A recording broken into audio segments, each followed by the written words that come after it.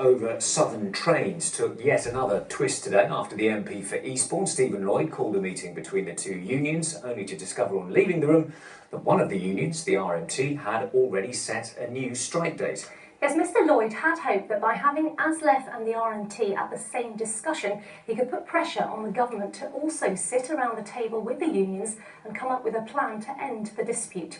Amanda Acas reports.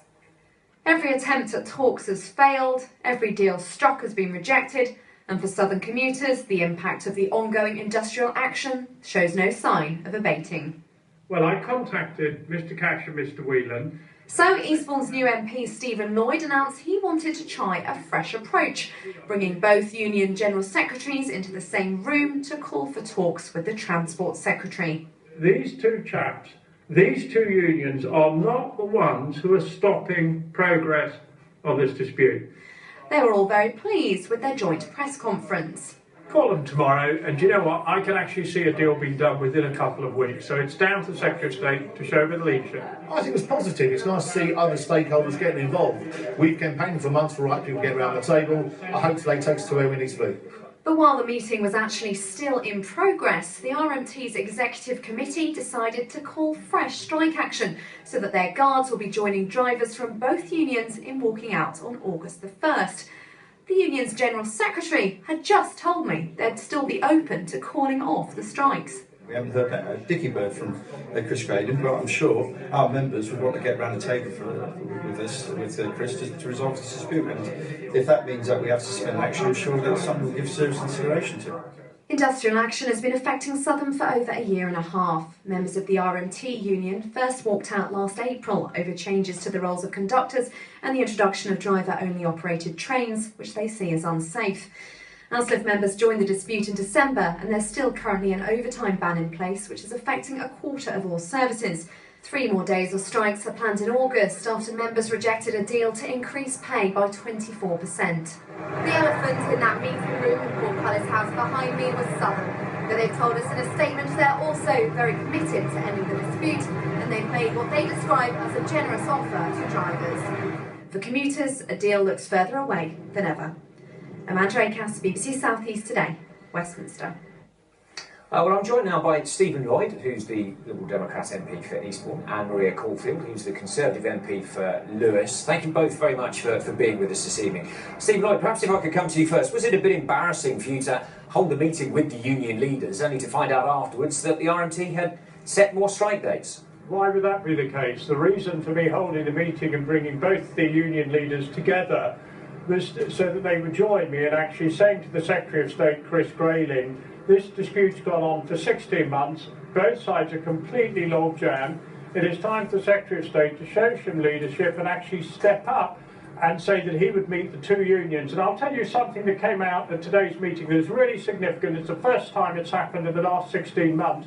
And that is both union leaders publicly gave a commitment that if the Secretary of State, Chris Grayling, would call them and would agree to sit down and negotiate with them, they would suspend the strike that will be happening in early August. Now that's a result, and that, I'm saying to Chris Grayling, show a bit of leadership, step up, pick up the phone, meet the unions, let's get this moving. OK, Maria Caulfield, I know that you were at a meeting this morning that ASLEF and Southern were at. Did that actually engineer any kind of a breakthrough?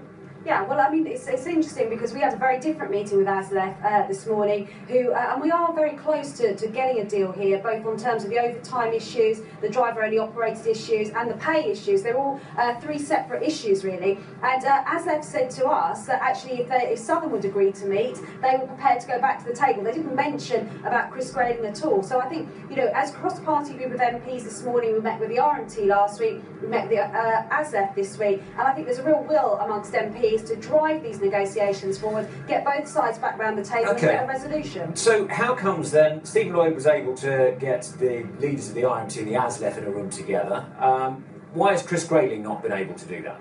Well, I don't think this is in Chris Grayling's gift to resolve this dispute. It's a dispute between the unions and Southern, and both of those sides need to get back around the table. The TUC did a very good job a few months ago in getting a resolution. Unfortunately, the union members rejected that deal. ACAS have been involved, so there have been talks ongoing, and I don't think it's just up to Chris Grayling to get both sides around the table. It's incumbent upon all of us, and that's, as a group of cross-party MPs, we're trying to do. Stephen Lloyd, you're on the record as saying that you don't like driver-only operation. Is there a danger that you'll just be seen as somebody who's in the union's corner?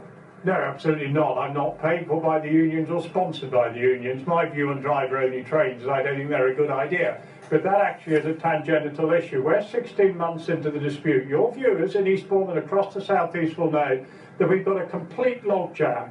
And the only way we're going to break it, in my opinion, is for the Secretary of State to show some leadership, to pick up the phone, to call both the union leaders and say, I'll sit down with you tomorrow. You know, if they do that, one, the strike's in early August. They've already said, they've publicly said this today, they will suspend. Two, I believe, or I agree with Maria, I don't think they're far apart, but it takes a bit of leadership for the Secretary of State to bridge that divide. Okay. Chris Grayling, step up, do the right thing.